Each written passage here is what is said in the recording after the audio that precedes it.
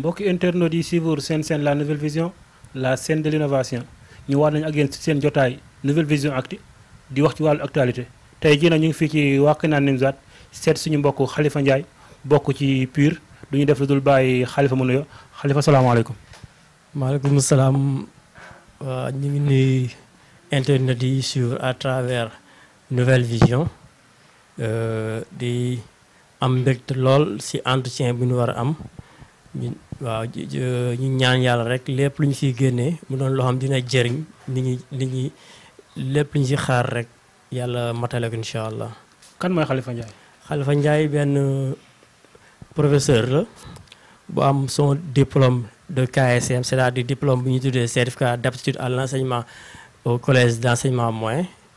ñuy jaar école normale supérieure fa la ñu amee suñu diplôme.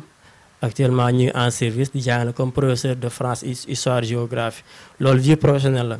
bu fekkente ni vie parti bi la ñu ngi bokk commune bu ñu tuddee Wakhinane Nimzatt ñu ngi fi yore ñu ñooy responsable école du parti maanaam lépp luy wàllu formation enseignement lépp ñoo ko gérer ñu ñooy coordonnateur école du parti niveau Wakhinane Nimzatt en plus ñun nañ investir pour dem laaj mairie Wakhinane Nimzatt. waaw kon ñu mën nañu dugg ci sixième émission bi ginnaaw bi nga présenté wa kon ñu xam ne Khalifa Ndiaye mi ngi bokk ci parti de l'unité et du rassemblement PUR ñu nekk fii ci Wakhinane Nimzatt. Khalifa ñu ñëw ci actualité bi li si njëkk mooy par rapport ak coalition bi ñu taxawal. mooy coalition Yewwi Askan Wi lan moo ci nekk taxawaayu PUR. waaw yaakaar naa loolu sax balaa ñu dugg sax loolu pour ñu leeral rek pour ñu suivre ñu xam ni. comme ni ñu koy miné ci parti politique yi ñooy dem di wëri coalition yi mais PUR wërul coalition PUR dañ ko wër si maanaam PUR dañ ko ñëw fekk si pour ñu leeral ni ki ñuy wax Khalifa Sall moom moo démarché PUR pour PUR ñëw bokk ci coalition bi. waaw pour des question bi ñu laaj xam nga coalition bi comme ni nga ko waxee. mu ngi tudd Yewwi Askan Wi. même tur bi rek ça signifie quelque chose Yewwi Askan c'est-à-dire askan bi dañ ko yeewoon. maanaam am ñoon liberté donc coalition bi bu juddoo ñu tuddee coalition boo xam ne bu njëkk dañoo la coalition des 4 grands cité woon na ci PUR PASTEF Taxawu Sénégal ak PDS mais PDS ba léegi waxaguñ lu leer kon mën nañ ko ñetti ñi ak yeneen parti yi nga xam ne ñu bañ ko élargir rek ñoo nañ dugg ci mu nekk coalition boo xam ni comme son nom l'indique dafa jug pour liggéeyal Sénégal pour indi beneen façon politique PUR nag taxawaayam mooy lan xam nga PUR dafa nekk par boobu dafa ancré dans ci ay principe am dafa nekk dañoo nekk ci ay principe yoo xam ne du coalition moo tax ñuy génn suñu principe maanaam principe moom mooy valeur yi ñu xamee moom mooy politique autrement dugg nañ ci coalition bi ñu ngi ko bokk yeneen parti mais du changer dara ci principe PUR beneen bi PUR dafa ñëwul ci coalition bi comme figurant PUR dafa ñëw ci coalition bi pour def sa partition mais avec rigueur ak respect bi nga xam ne nit ñi dinañ mën a xool image PUR dëgg ñoo xam ne li PUR c'est un parti politique. man foofu laa ñëwee ndax ku xam PUR xam leen ci engagement. parce que gis nañ élection yi passé yëpp ñoom lu ñu dugg rek dañ ci engagé wu. mais est-ce que du am jeexital par rapport ak ñi nga xam ne bokku leen fi ngeen façon bi ngeen di politique est-ce que du am benn jeexital ci coalition bi. non yaakaaruma dina am jeexital parce que aussi parti bu ne ak principe yi muy demee. parti bu ne ak identité am coalition la nekk loo xam dañu dem seey ku ne dafa ñëw indi xam boo par exemple da koy jëlee puzzle xam nga puzzle maanaam ku ne day indi pièce am donc coalition mënul changer dara ci principe PUR mënul changer dara ci PUR façon politique bi mu defee dañoo ñëw pour bokk pour une cause maanaam pour changer la politique donc mënuma jàpp di coalition bi mën na changer dara ci principe PUR ci doxalinu PUR aussi. mais est-ce que coalition bi am na avenir. par rapport ak ni mu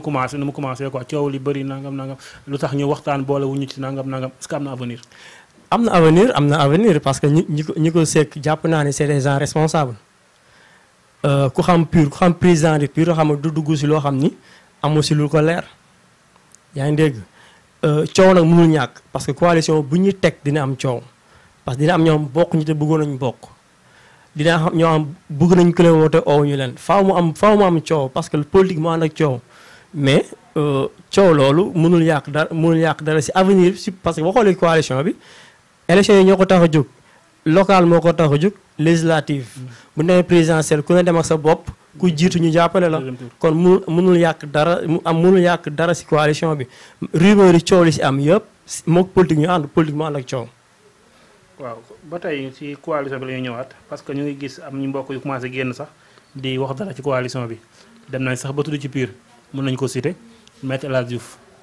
génn na barki démb di démb xam barki démb wax ci PUR ba ne PUR parti bi tas na bu yàgg ndax Issa Sall dem na PUR daal màggal gu tas la moom màggal gu tas ñooyam loolu ban tontu nga ciy def. waaw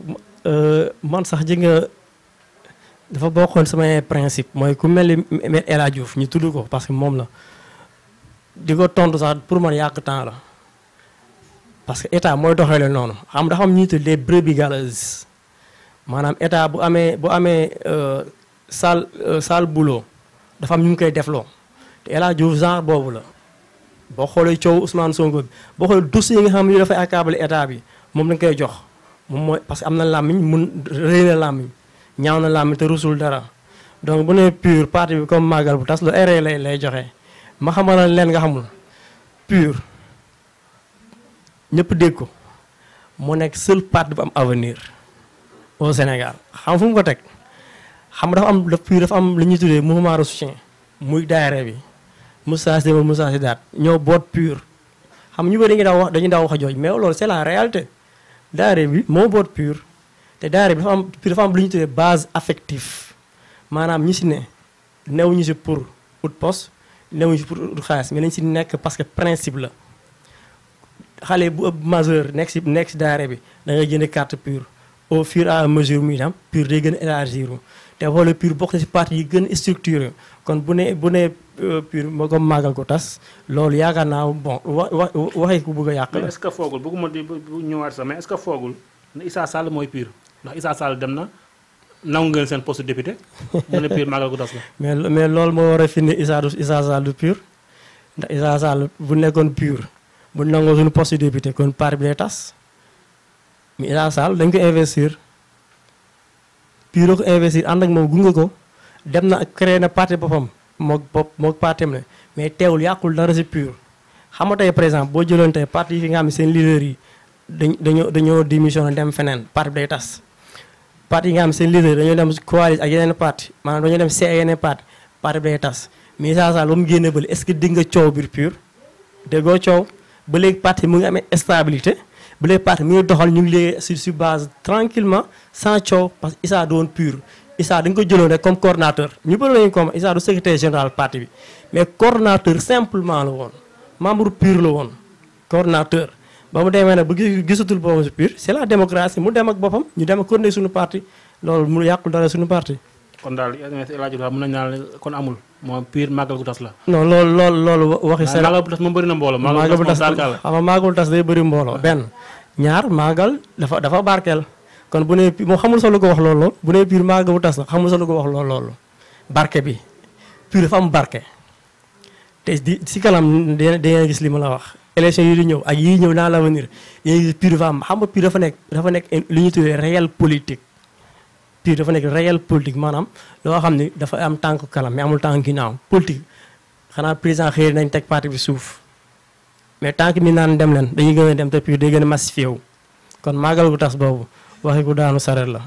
est-ce que nekkul par rapport ak Sonko bi bokk ci biir coalition bi xam nga ñoo anti système ak waa système mais Sonko bi dugg ci biir coalition bokk ci biir coalition bi toujours seetlu nañu Maître El Hadji Diouf ak Sonko moom fu Sonko jaar fu mu jaar Sonko dafa baax est-ce que du loolu moo ko poussé ba mu wax ni waa PUR. xam boo déggee wax ji moom laalu sax Sonko PUR attaqué directement xam lu waral mooy le PUR fait peur PUR attaqué laalu Sonko de parce que yi nga ku xam politique dafa am. après élection présidentielle yi Momar Seyni analyste politique après élection présidentielle yi dafa wax waxu am solo te képp ku am vision politique wax jooju dina tiita dañu Sénégal PUR mooy le seul parti bu am avenir parce que ñi nekk ci parti bi kenn du transhumé te ku juddu da ngay ñëw rallier ci parti bi kon PUR fait peur mais El Hadji Diouf nag li mu wax mun naa ni naar bu ndaw lu mu wax sa xayma wala ko déggee donc moom yoonam ne wax du waxi Sonko de mais wax PUR élan bi mu jël te tegu si raay bi parce que ñu bëri foon après élection président PUR dafa dee ñu bëri loolu lañu jàppoon mais parce non que loolu man ñun loolu moo jaaxal maam Pire kenn déggu wala da ngeen nekkoon ci suuf di liggéey li ngeen di liggéey wala. xam nga parti bu ne am nu muy doxee te PUR ñu bëgg ko ñu bañ ko PUR dafa am réalité boppam PUR dafa am carnet boppam dafa am ligne d'adresse boppam dafa am principe boppam rumeur duñ tax a jug nit ñi jug nañ dafa woon jug loolu duñ def doxalee noonu parce que PUR dafa nekk parti bu particulier dafa am différent yeneen parti yi lu ñuy def c'est à l'image du président du parti donc ñu ngi doon liggéey travail à la base def suñu massification di jaay suñu carte def suñu formation responsables sont très bien formés durant li nit ñi coow yëpp ñu ngi nekk suuf def suñu liggéey moo waral ba Khalifa Sall bëggee teg grande coalition bi dañu coalition des 4 grands la moo tax mu bàyyi fi ñeneen parti jële PUR kon moo la wax ni moom xam na PUR élan bu ne kon dañoo ne suuf li doon liggéey suñu bopp mu doon jug nañ nag te Sénégal dinañ gis li ñu doon liggéey. Khalifa lay tàggatoo. waaw li may tàggatoo mooy xanaa di kontaan rek ci émission bi di leen remercier ci confiance bi ngeen am à notre personne aussi yaakaar naa on a répondu à toutes les questions xanaa rek di wax nit ñi ñu bàyyi xel PUR bàyyi ko xel bu baax ndax parti boo xam ni la le PUR a fini d'écrire son nom en lettres d'or dans l'agenda politique du Sénégal nit ñi ñu bëgg ko ñu bañ ko le PUR fera feu kon loolu lañ doon tàggatoo ñu leen ñaanal aussi seen chaîne bi mu nekk chaîne bu ñu dégg fu ne ndax lii macha allah xam naa loolu rek ñuy jox rendez-vous internautes yi à la prochaine si yeneen sorte incha allah. waaw kay suñu mbokk Khalifa ñu ngi lay remercier bu baax a baax ci nangu bi nga nangu invitation bi bu ko defee mbokk internautes yi li moo nekkoon seen jotaay Nouvelle Vision Actu di wax ci wàllu actualité nii la woon xam naa di leen jox dig daje rek ba beneen yoon incha allah fii ci la Nouvelle Vision la scène de l'innovation.